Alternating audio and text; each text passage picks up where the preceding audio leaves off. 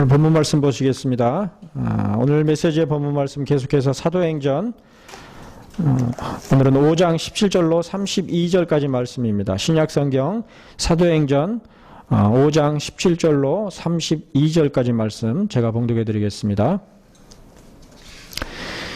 대제사장과 그와 함께 있는 사람 즉 사두개인의 당파가 다 마음에 시기가 가득하여 일어나서 사도들을 잡아다가 옥에 가두었더니 주의 사자가 밤에 옥문을 열고 끌어내어 이르되 가서 성전에 서서 이 생명의 말씀을 다 백성에게 말하라 하매 그들이 듣고 새벽에 성전에 들어가서 가르치더니 대제사장과 그와 함께 있는 사람들이 와서 공회와 이스라엘 족속의 원로들을 다 모으고 사람을 옥에 보내어 사도들을 잡아오라 하니 부하들이 가서 옥에서 사도들을 보지 못하고 돌아와 이르되 우리가 보니 옥은 든든하게 잠기고 지키는 사람들이 문에 서 있으되 문을 열고 본즉 그 안에는 한 사람도 없더이다 하니 성전 맡은 자와 제사장들이 이 말을 듣고 의혹하여 이 일이 어찌 될까 하더니 사람이 와서 알리되 보소서 옥에 가두었던 사람들이 성전에 서서 백성을 가르치더이다 하니 성전 맡은 자가 부하들과 같이 가서 그들을 잡아왔으나 강제로 못함은 백성들이 돌로 칠까 두려워함이더라. 그들을 끌어다가 공회 앞에 세우니 대제사장이 물어 이르되 우리가 이 이름으로 사람을 가르치지 말라고 엄금하였으되 너희가 너희 가르침을 예루살렘에 가득하게 하니 이 사람의 피를 우리에게로 돌리고자 함이로다. 베드로와 사도들이 대답하여 이르되 사람보다 하나님께 순종하는 것이 마땅하니라. 너희가 나무에 달아 죽인 예수를 우리 조상의 하나님이 살리시고 이스라엘에게 회개함과 죄사함을 주시려고 그를 오른손으로 높이사 임금과 구주로 삼으셨느니라. 우리는 이 일의 증인이요 하나님이 자기에게 순종하는 사람들에게 주신 성령도 그러하니라 하더라. 아멘. 봉독해드린 사도행전 5장 17절로 32절까지 말씀 가운데서 우리는 이 일의 증인이요 라는 제목으로 메시지를 나누도록 하겠습니다. 오늘날 우리 시대의 기독교 신앙은 여전히 이적과 표적을 추구하는 양상 가운데 있는 실정입니다.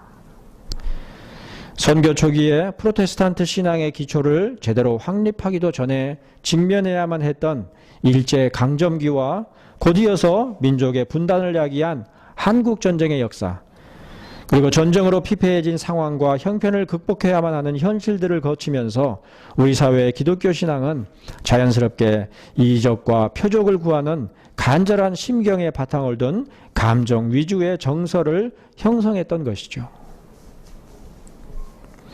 특별히 한국 장로교회의 역사에서는 그 초기부터 원산과 평양에서 일어난 대부흥이라는 은사주의적 부흥의 양상으로 말미암아 특별하고 비상적인 엑스트라오디너리라고 칭하죠. 특별하고 비상적인 은총이 아니라 통상적이고 일반적인 오디너리의 은혜의 체계로서의 교리와 교회 정치 질서를 확립한 장로교회의 신학이 제대로 정립조차 이루지 못한 역사를 형성하도록 하고 말았습니다.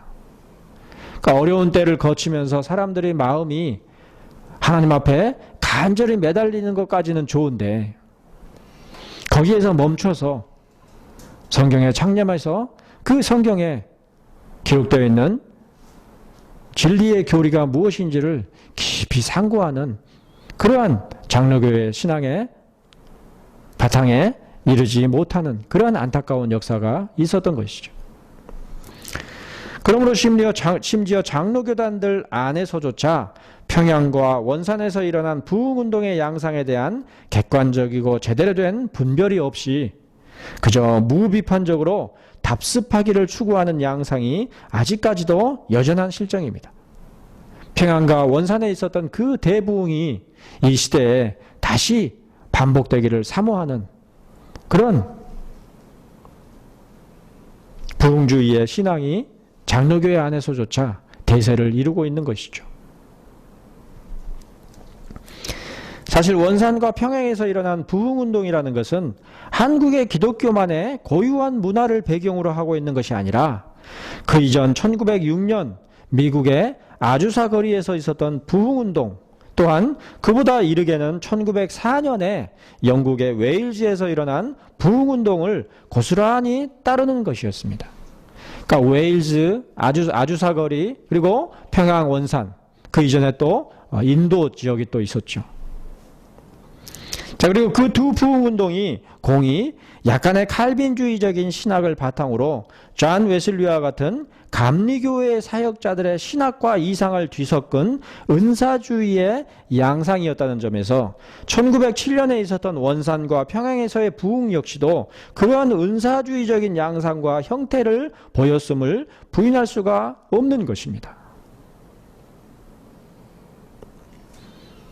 조선에 프로테스탄트 교회가 전래될 때 장로교와 감리교 선교사가 한 배를 타고 같이 들어와서 선교사역을 감당했던 그런 초기 역사에서부터 장로교와 감리교 사이에 깊은 유대가 형성이 되었고, 그런 바탕 가운데서 정통적인 장로교의 신학이 아니라 완화된 그런 형태의 신학이 정립될 수밖에 없는 그런 토양 가운데 있었던 것이죠.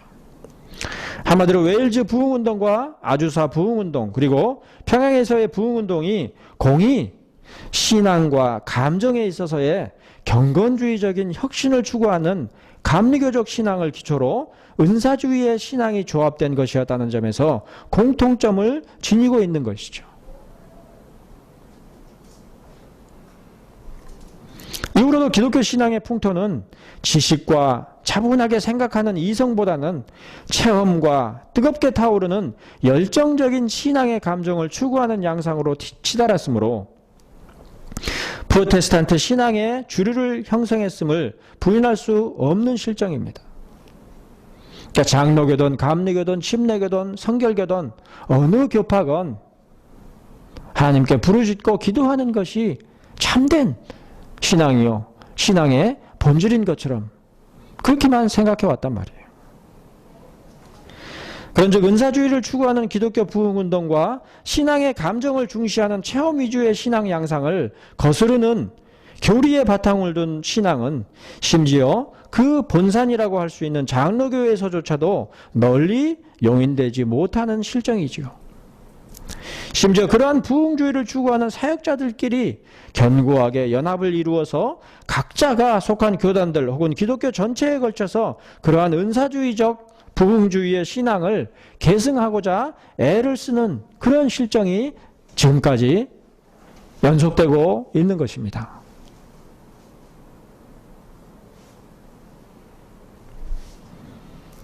하지만 그러한 한국의 프로테스탄트 신앙의 상황, 그 가운데서도 장로교단들의 상황 가운데서도 수십 년 전부터 본격적으로 16세기와 17세기 서유럽 대륙에서 개혁주의 신학이 소개되어서 서유럽 대륙의 그러한 개혁주의 신학이 소개가 되어서 성경에 근거하는 참된 신앙과 믿음이 결코 종교적인 감정과 경험의 바탕을 두는 것이 아니라 오히려 성경에 기록된 바 진리의 견고한 체계로서 정립된 교리들로서의 지식과 지성적인 이해와 숙지의 양상 가운데에 참으로 개혁된 신앙이 자리하고 있음을 알 수 있게 되었지요.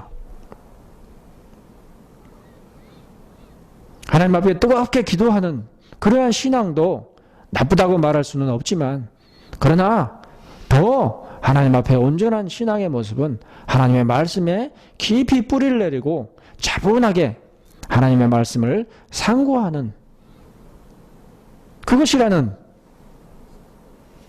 소개가 이루어진 것이죠. 그러한 신학을 담는 그릇이라 할 사역자들의 흠결과 오점들로 말미암아서 점차 성경의 진리에 대한 지성적인 이해를 추구하는 지성적인 양상이 수그러들고 있기는 하지만, 그리하여 다시 경건주의적인 신앙과 부흥주의적인 은사주의의 신앙이 대세를 이루어가고 있는 것이 현재에 이르는 우리 사회의 개혁된 신앙의 현주소이기는 하지만, 그러나 우리가 더 창념해야 하는 것은 하나님의 말씀 자체에 있다는 것이죠. 우리가 개혁신학을 추구한다고 해도 여전히 우리 자신은 부패한 존재라는 것을, 거듭났고 회심했고 구원의 서정 가운데 있지만, 그러나 이 땅 가운데서는 여전히 육체의 본성에 사로잡혀서 남보다 나를 낮게 여기고 미워하고 시기하고, 앞에선 목사의 전하는 바 진리의 내용을 듣는 것이 아니라 앞에선 목사의 됨됨이를 더 먼저 보는,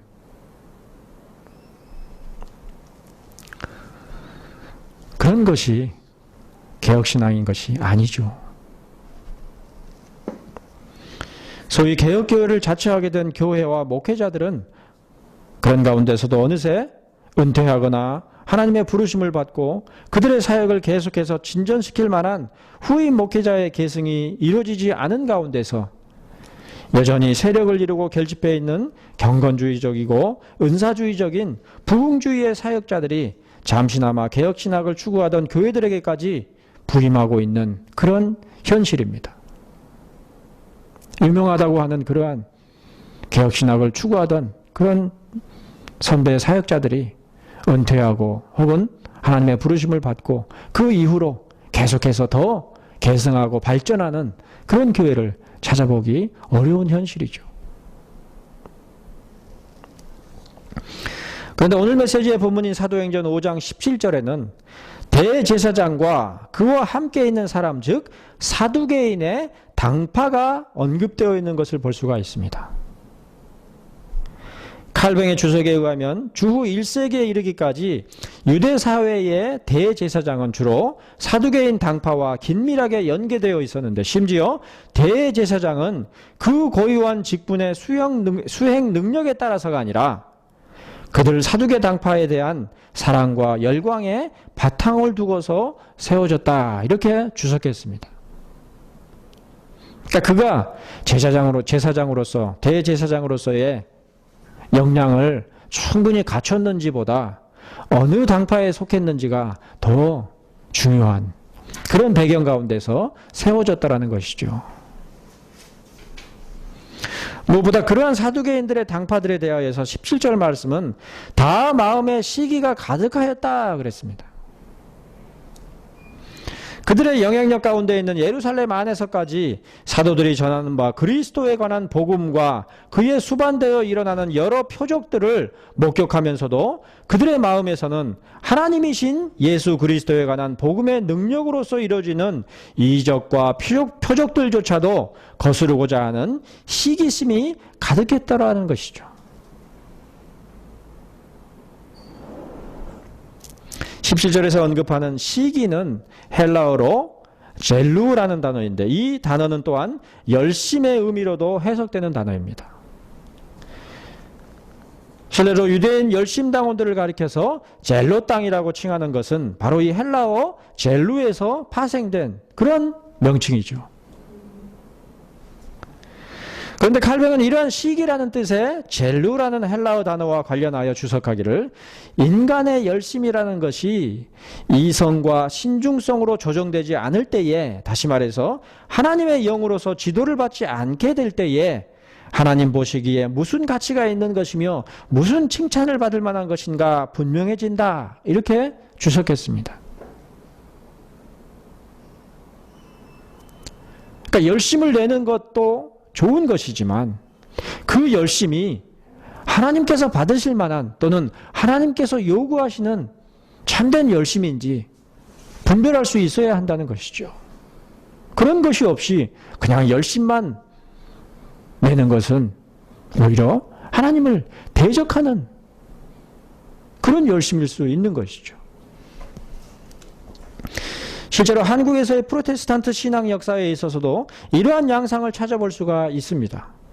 심지어 은사주의적인 부흥주의로 눈에 보이지 않는 당파를 이루어서 그 가운데서 서로 간에 경쟁하며 시기하면서도 전체적으로는 인간적으로 강력한 열심과 유대를 보인 사례들을 한국의 역사 가운데서도 얼마든지 찾아볼 수가 있는 것입니다. 다 계산도 틀리고 이해관계가 다르지만 같은 패거리를 이루면 그 안에 권력과 권세가 있다는 것을 알기 때문에 서로 유대의 끈을 놓지 않는 그런 역사가 한국 사회 안에서도, 한국의 기독교 안에서도 있었던 것이죠. 이는 20, 30년 전부터 본격적으로 추구된 개혁신학의 사역자와 사역지들 가운데서도 마찬가지로 찾아볼 수가 있으며, 그러므로 경계해야 할 특성인 것입니다. 심지어 개혁신학이라는 공통적인 지향점이 하나의 당파를 이루는 명분이 되어서 진실된 신학적 성숙을 도모하는 교제로서보다는 하나의 패거리와 유사한 당파를 얼마든지 형성할 수 있는 것이죠.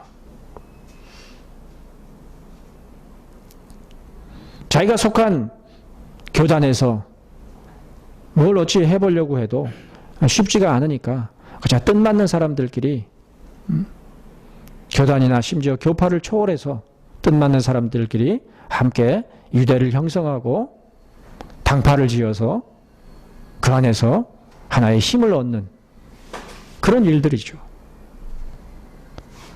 바로 그러한 이유로 개혁된 교회의 질서에 있어서는 각각의 목회자들이 철저히 동등한 관계 가운데서 연합할 수 있도록 노회나 총회와 같이 개별 교회들의 범주를 넘어서는 회의체, 어셈블이죠. 회의체 가운데서 긴밀히 모이도록 했던 것입니다. 그러니까 조직을 구성하는 것이 아니라 회의를 구성한 것이죠. 심지어 그러한 회의체는 결코 개별 교회를 지배하려는 의도에서가 아니라 성경적인 다스림의 의미로서 소집되었는데, 이를 위하여 그 어떤 실정법상의 행정력이나 물리력을 동원하여 개별 교회들을 통제할 수 없도록 했습니다. 그러니까 프로테스탄트 교회 정치 방식의 공통점은 그 권세가 영적이라는 데 있죠. 실정법적인 것이 아니란 말이에요. 그렇게 하여 개별 교회와 그 교회의 사역자는 당파를 이루지 못하면서도 긴밀하게 연합될 수 있도록 한 것입니다. 그러한 회의체로서의 연합은 회원들 간의 긴밀한 유대감이나 소속감으로서가 아니라 교리와 신학적인 일치 가운데서 비로소 이루어질 수 있는 것이기 때문입니다. 그러니까 교리와 신학이 없이는 같이 모여서 논의할 수가 없는 것이죠. 그리고 교리와 신학이 서로 어느 정도 동등되게 일치를 이루지 못하면 마찬가지로 서로 간의 유대도 깨어질 수밖에 없는 것입니다.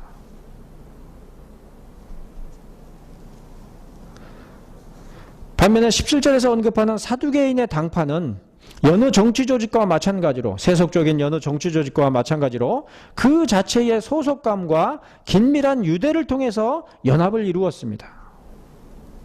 그리고 그러한 연합은 표면적으로는 아주 강력한 것이어서 18절에 기록한 바 심지어 사도들을 잡아다가 옥에 가두기까지 할 수 있었습니다. 사법권을 갖고 있었던 것이죠. 한마디로 그들은 영적인 의미로서만이 아니라 사법권을 사용해서까지 개인과 교회들을 통제할 수가 있었던 것이죠. 그러므로 그들의 당파가 열심을 내어 결집했던 것에는 그러한 인위적인 물리력을 바탕으로 하는 것이었음을 짐작해 볼 수가 있는 것입니다. 권력에 의해서 뭉쳤던 것이죠. 그리고 그 권력에 의해서 대제사장도 세워줄 수 있었던 것이죠. 앞서 우리들이 살펴본 아나니아와 삽비라의 경우에는 복음의 능력으로 말미암아 일어난 여러 표적과 기사들, 그리고 이로 말미암아 자연스럽게 이끌어낼 수 있었던 초대교회의 성도들의 유무상통하는 한 마음과 한 뜻을 마치 사두개인의 당파에서와 같은 인위적인 결집력을 바탕으로 하는 것처럼 호도하는 결과를 초래한다는 점에서 그 공동체의 막대한 모욕과 무질서를 조장하는 것이었습니다. 그들은 개인적인 거짓말뿐만 아니라 순수하고 자발적인 신앙 공동체를 사두개인의 당파와 같이 억지로 결집하게 하는 것처럼 오해하게 하는 중대한 잘못을 범했던 것이죠.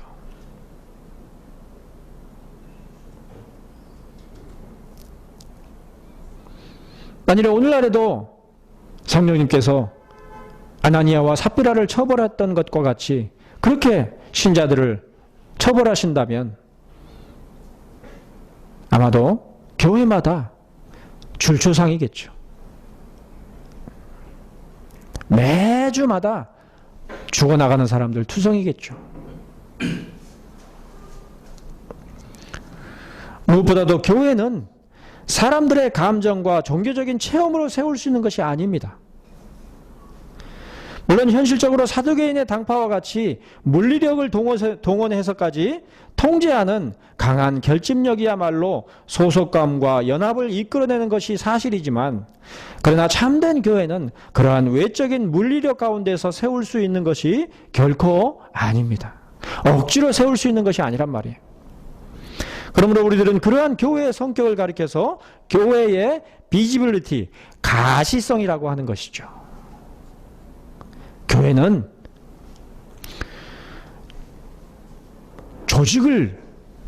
조직으로서 형성될 수 있는 것이 아니라 가시적으로 드러나게 되는 것이란 말이에요. 그런 가시적 교회는 결코 유형적으로 고정시킬 수 있는 것이 아닙니다. 사두개인의 당파와 같이 물리적인 행정력을 동원하여서 억지로 드러나게 할 수 있는 것이 교회의 가시성이 아니라는 것이죠. 오히려 사도들이 행한 바 표적과 기사들에 대하여 사두개인들은 도무지 어찌할 수가 없었습니다. 26절에 기록한 바 성전 맡은 자가 부하들과 같이 가서 그들 곧 사도들을 잡아왔으나 강제로 못함은, 억지로 못함은 백성들이 돌로 칠까 두려워함이라고 한 말씀에서 알 수가 있듯이 그들은 사도들이 행하고 경험하는 것 가운데 어느 것 하나라도 저지할 수가 없었습니다. 왜요? 성령께서 행하는 것이기 때문에. 그들이 아무리 거스르고 반대한다고 해도 이미 사람들에게 사도들이 전하는 복음의 능력과 그 표적들이 명백했으니 그들은 도무지 사도들을 어찌할 수가 없었던 것입니다. 백성들은 이미 사도들을 두려워하고 있었단 말이에요. 왜요? 저들 가운데서 행해지는 성령의 능력으로 말미암아서. 그러니까 예루살렘의 그 관원들도 그 백성들의 민심을 알기 때문에 사도들을 함부로 할 수 없었던 것이죠. 하지만 무엇보다도 그들이 저지할 수 없는 것은 사도들이 행하고 경험하는 바 표적과 기사들만이 아니라 복음의 진리였습니다. 복음이 전파되는 것을 도무지 막을 수 없었죠. 오늘 본문 19절에 기록한 바와 같이 베드로와 다른 사도들은 주의 사자가 밤에 옥문을 열고 끌어내는 이적을 통해서 감옥을 벗어날 수 있었으나, 이어지는 20절에서 주의 사자는 또한 이르기를 가서 성전에 서서 이 생명의 말씀을 다 백성에게 말하라고 명한 것에서 알 수가 있듯이, 그들을 이적적인 주의 사자의 이끌림으로 끌어낸 것은 이적 그 자체로서가 아니라 흐레마타 테스 조에스 타우테스, 즉 이 생명의 말씀을 백성들에게 모두 말하여 전하는 것에 목적을 두고 있었음을 알 수가 있는 것입니다. 성전에 가서 복음을 선포하도록 그런 목적으로 그들을 옥에서 이끌어내었던 것이죠. 무엇보다 사도행전 4장 18절에 기록한 바 베드로 사도와 요한 사도가 예루살렘 공회 앞에 서서 담대하게 말함을 들은 대제사장과 공회원들이 그들에게 뭐라고 말합니까? 도무지 예수의 이름으로 말하지도 말고 가르치지도 말라고 위협하여 놓아주지 않았습니까? 한마디로 대제사장과 사두개인들이 사도들의 활동 가운데서 저지하고 싶었던 것은 그들의 입으로 전하는 바 주 예수 그리스도에 관한 복음이었던 것입니다.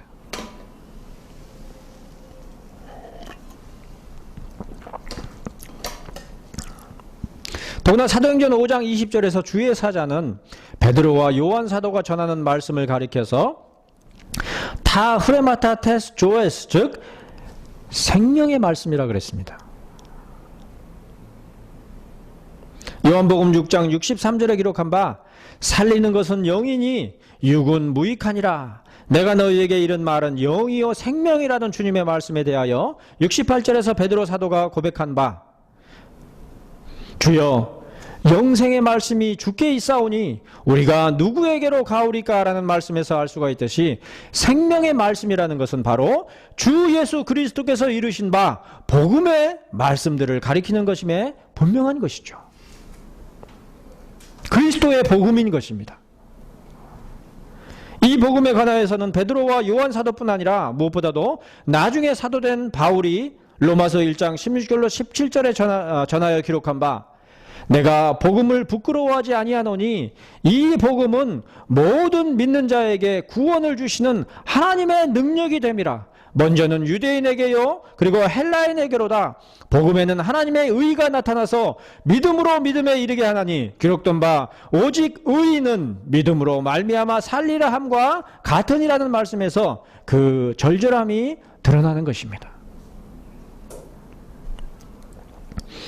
특별히 그러한 복음을 로마에 전하고자 한 바울 사도는 로마서 1장 9절로 10절에 이르기를 내가 그의 아들의 복음 안에서 내 심령으로 섬기는 하나님이 나의 증인이 되시거니와 항상 내 기도에 쉬지 않고 너희를 말하며 어떻게 하든지 이제 하나님의 뜻 안에서 너희에게로 나아갈 좋은 길 얻기를 구하노라 그랬습니다.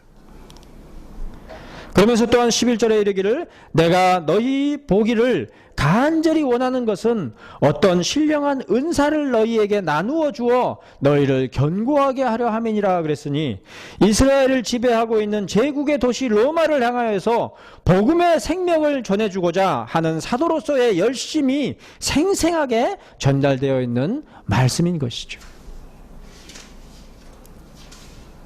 이방인의 사도로서 로마에 있는 이방인들에게 생명의 말씀을 전하고자 하는 간절한 그 절절한 마음이 이러한 구절들 가운데 담겨 있는 것이죠. 이처럼 오늘 메시지의 본문인 사도행전 5장 17절 이하의 말씀 가운데는 두 가지 열심을 언급하고 있는데 그 하나는 사두개인들의 당파가 보여주는 바 시기로 가득하여 생명을 죽이는 열심이 있습니다. 이단들이 아무리 열심을 내어도 그 열심은 영혼의 생명을 죽이는 열심이죠. 헛된 열심인 것입니다. 겉으로는 그들 또한 여호와 하나님을 믿는 열심이 그처럼 간절히 발생한 것이지만 그 열심은 한낱 시기심에 불과했던 것입니다. 영어에서 질투를 뜻하는 제러시라는 그 단어가 바로 헬라어 젤루에서 유래한 것이죠. 칼뱅이 사도행전 5장 17절에 대한 주석에서 언급한 것처럼 인간의 시기와 질투라는 것이 이성과 신중함에 의해 통제되지 않을 때에 스스로 행하는 그 어떤 열심 있는 행실이라도 하나님 앞에서 전혀 정당한 인정을 받지 못할 수가 있는 것입니다. 우리가 하나님의 말씀을 창념하고 그 말씀을 깊이 차분히 상고해 보지 않으면 잠언 말씀과 같이 아무리 우리가 열심을 내어서 쉬지 않고 기도해도 오히려 그 기도가 하나님 앞에 가증한 기도요, 가증한 열심이 될 수 있는 것이죠. 특별히 그러한 시기와 질투가 가득한 열심이 사두개인의 당파와 같은 패거리를 이루게 될 때에 심지어 표적과 기사가 수반되는 사도들의 복음과 가르침이라 할지라도 금지하고 가두어 버리기까지 하는 극악한 패역으로 하나님의 역사를 거스르게 되는 것입니다.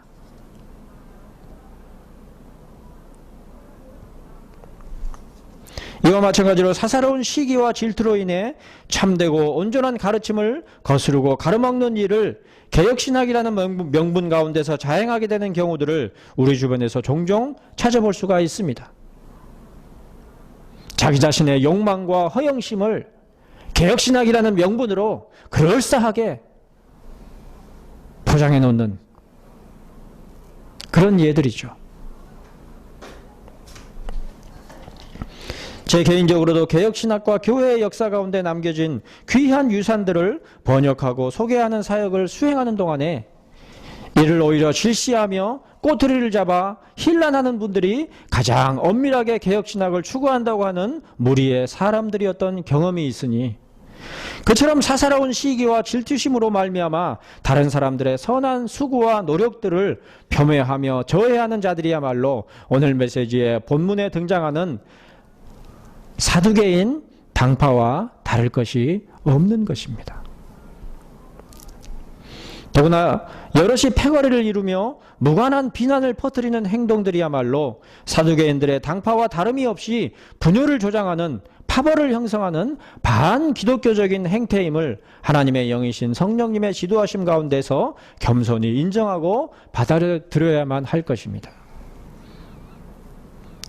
열심에 앞서서 그 열심이 하나님의 말씀 앞에 정당한 것인지 잘 숙고해 볼 수 있어야 되는 것이죠.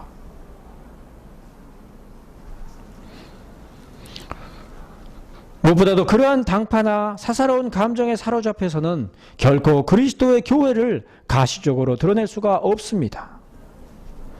얼핏 서로 친목을 도모하며 함께 파벌을 이루는 가운데 영향력을 행사함으로써 연합을 이루는 것처럼 느낄 수 있겠습니다만 그리스도의 교회는 그처럼 당파를 이루는 것으로서 연합될 수 있는 것이 아니라 오히려 사도 베드로가 예루살렘 공회원들 앞에서 말한 바 하나님 앞에서 너희의 말을 듣는 것이 하나님의 말씀을 듣는 것보다 옳은가 판단하라는 말씀처럼 무리지은 사람들과의 연대가 없더라도 하나님의 말씀과 그 가운데 담긴 복음의 진리만을 의뢰함 가운데서 확고하게 이룰 수가 있는 것이죠. 하나님의 말씀 앞에 담대히 홀로 설 수 있는 그 자가 참으로 개혁된 자요, 참으로 하나님의 백성인 것입니다. 바로 그러한 이유로 참으로 개혁된 교회들 가운데서의 연합은 상호간의 유대와 연대를 위한 조직체로서가 아니라 함께 모여 의논하며 판단하는 회의체로서의 치리회로 긴밀하게 연합했었던 것이죠. 유대관계가 아니라 하나님의 말씀을 근거로 해서 무엇이 올바르고 정당한 것인지를 함께 논의하는 그런 성격으로서 교제와 유대가 있는 것이죠. 그러나 이러한 개혁된 교회의 독특한 성격, 개별 교회와 목회자들 간의 수평적인 동등성과 더불어서 더욱 넓은 범위의 교회들 간에 이루어지는 회의체로서의 치리회의 운영을 바탕으로 하는 교회의 질서를 통해서 지상에 있는 그리스도의 교회들은 제각각으로 나누어진 교회들이 아니라 그리스도 안에서 하나로 연합된 에클레시아 카톨리카 공교회를 이룰 수가 있었던 것이죠. 거기에 일치와 연합이 있는 것입니다. 교리가 서로, 신학이 서로 일치하게 될 때에 거기에서 하나의 한 믿음이 있는 것이죠. 사도행전 4장 32절에 기록한 바 믿는 무리가 한 마음과 한 뜻이 되었다라는 말씀과 5장 12절에 기록한 바 믿는 사람이 다 마음을 같이하여 모이고라는 말씀에서 단적으로 확인할 수 있는 바 그처럼 하나로 연합되어 있었던 사도적 교회에서 전하는 복음에는 참으로 능력과 권세가 있었습니다. 옥은 든든하게 잠기고 지키는 사람들이 문에 서 있으되 문을 열고 본즉 그 안에는 한 사람도 없었던 것과 옥에 가두었던 사람들이 성전에 서서 백성을 가르침으로 성전 맡은 자가 부하들과 같이 가서 그들을 잡아왔으나 강제로 못함은 백성들이 자신들을 돌로 칠까 두려워하면서 알 수가 있듯이 사도들이 전파하는 바 참으로 순수하고 어린아이와 같이 받아들이며 순종하는 복음의 말씀에는 그 어떤 권세라도 감히 함부로 상종할 수 없는 권위와 권세가 있었던 것입니다. 그런 것이 영적인 권세죠. 사람들의 무리와 돈으로 휩쓸리는 그런 권세가 아니라 하나님의 말씀의 권세. 이러한 권세는 그 어떤 당파로도 대적할 수가 없음에 분명합니다. 사두개인의 당파가 대제사장을 세울 수 있을 만큼 막강한 종교적인 영향력을 가졌음에도 불구하고 백성들의 확신하는 바를 무시할 수 없었던 것처럼 무엇보다도 사람보다 하나님께 순종하는 것이 마땅하니라. 너희가 나무에 달아 죽인 예수를 우리 조상의 하나님이 살리시고 이스라엘에게 회개함과 죄사함을 주시려고 그를 오른손으로 높이사 임금과 구주로 삼으셨느니라고 담대히 선포하였으며 더욱이 우리는 이 일의 증인이요 하나님이 자기에게 순종하는 사람들에게 주신 성령도 그러하니라고 말하므로 그들이 전하고 가르치는 바가 하나님의 성령의 뜻을 따르는 것임을 명백히 선포한 그 말씀들 가운데서 우리들은 하나님의 영적인 권세가 어떠한 것인지를 실감할 수가 있는 것이죠. 하나님의 능력과 권세는 결코 인간의 능력과 권세와 같이 당파를 형성하고 그 가운데 속한 것으로 인해 만족하며 오만하게 구는 자들과 같은 것이 아닙니다. 오히려 하나님의 뜻을 따라 행하는 권세는 홀로 담대히 하나님을 순종하는 가운데서 나오는 것이니 사람들과 함께 모여 당파를 형성하는 것보다 더욱 중요하며 선행하는 의무로서 주어지는 것이 바로 하나님의 말씀에 진리에 장념하는 그러한 신앙인 것이죠. 그것이 참된 믿음인 것입니다. 이는 교회를 이룸에 있어서도 또한 마찬가지죠. 교회는 여럿이 모여 패거리를 이루고 당파를 형성하는 그런 것과는 도무지 같지가 않은 것입니다. 오히려 사람이 아니라 하나님의 편에 서는 자들로서 담대히 모임으로 세워지는 것이죠. 그러므로 오늘날 우리 시대의 교회들은 사도개인들의 당파와 같이 강제하는 권세가 아니라 사도들이 전하는 바 그리스도 복음의 담대한 권세여야 마땅할 것입니다. 무리들과 패거리를 이룸으로써 비로소 권위와 권세를 얻게 되는 그런 것이 아니라 다만 복음의 담대함과 확신으로서 세워지는 것이 바로 이 지상의 가시적인 교회임에 분명한 것이죠. 무엇보다도 지상에 있는 교회들은 주 예수 그리스도를 임금과 구주로 삼는 곳입니다.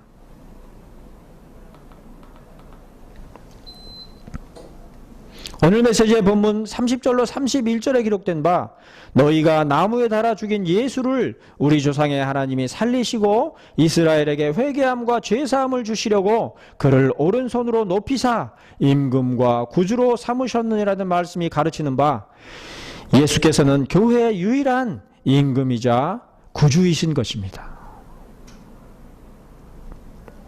그런즉 교회와 그 이름으로 모인 자들은 누구나가 다 이처럼 전하는 바 하나님의 말씀에 순종하는 자들이어야 마땅한 것입니다. 앞에서 말씀을 전하며 가르치는 자의 가르침이 하나님의 말씀에 부합하는 소명을 받은 한 교회로 모인 자들은 교회로 모인 성도들은 교회의 무리와 패거리로서가 아니라 하나님께 순종하는 자로서 그 가르치는 말씀을 잘 듣고 순종함이 마땅한 것이죠.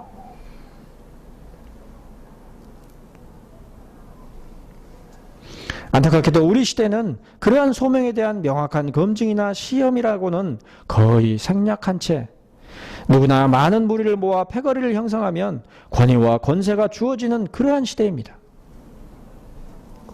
마치 사두개인의 당파가 그러했던 것처럼 하나님의 말씀이 아니라 사람들의 패거리와 그 가운데서 누리는 소속감이나 안정감을 교회가 제공하는 평안이라 여기는 것이죠. 그러므로 겉으로는 하나님께 순종한다고 말하지만 실제로는 사람들의 말에 귀를 기울이며 사람들의 패거리에 복종하는 그런 현실을 볼 수가 있는 것입니다. 그러나 우리들이 주 예수 그리스도를 임금과 구주로 삼은 하나님의 백성들로 모인 교회라고 한다면 사람보다 하나님께 순종하는 것이 마땅함을 유념하여 하나님의 말씀인 성경에 충실하며 순종하는 백성들로 모여야 하는 것이죠. 성전에 서서 이 생명의 말씀을 다 백성에게 말하도록 감옥문이 열리는 이적을 베푸신 하나님과 그 하나님에 의해 임금과 구주로 높여주신 우리 구주 예수 그리스도의 이름으로 그러한 하나님의 말씀에 순종하는 백성들이 되시기를 축복하는 바입니다. 기도하시겠습니다.